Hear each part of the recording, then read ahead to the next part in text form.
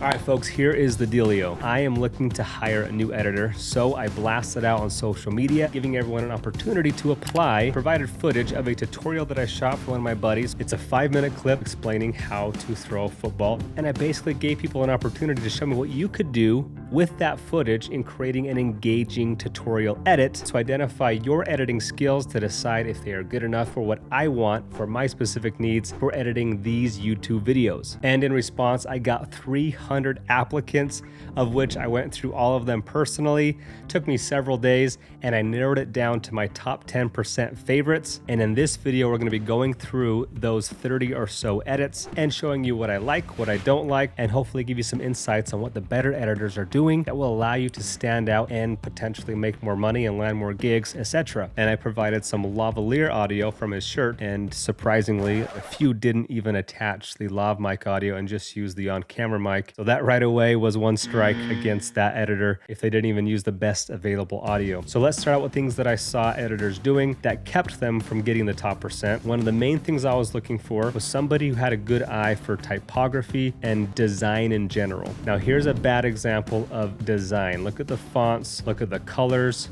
A green-red combo is not terrible, actually, depending on what we're doing.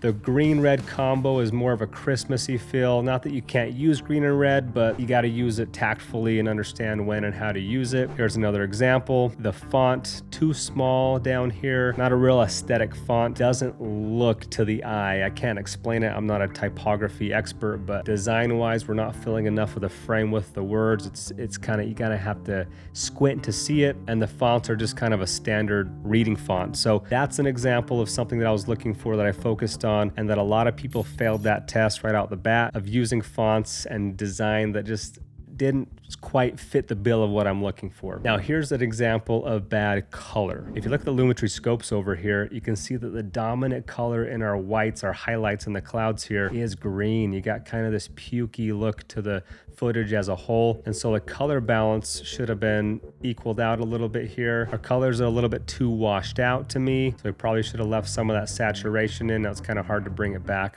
It's because we're just using their downloaded video they already edited. But the point is, overall, color correction wasn't there, and that's one thing that I wanted people to already have, is an eye for color. Now here's an example of an audio mistake where they didn't even attach the lav audio, so they're just using the on-camera audio. So check this out. Okay, and we're working on him with that, but you'll see, you can tell he doesn't have a lot of velocity on his ball. So you can like hear some kind of machinery in the background, and you can just tell we're kind of a distance away from that, versus if you put the lav audio on there, you can tell that's a little bit crispier of audio. So that should have been step number one, is syncing up the visuals with the lav audio, cutting out the in-camera audio, and using the better audio option. And then here's an example of, yes, they used the lav audio, the correct audio, but then they drowned it out with the music. The music mix with the lav audio wasn't very good. Listen here.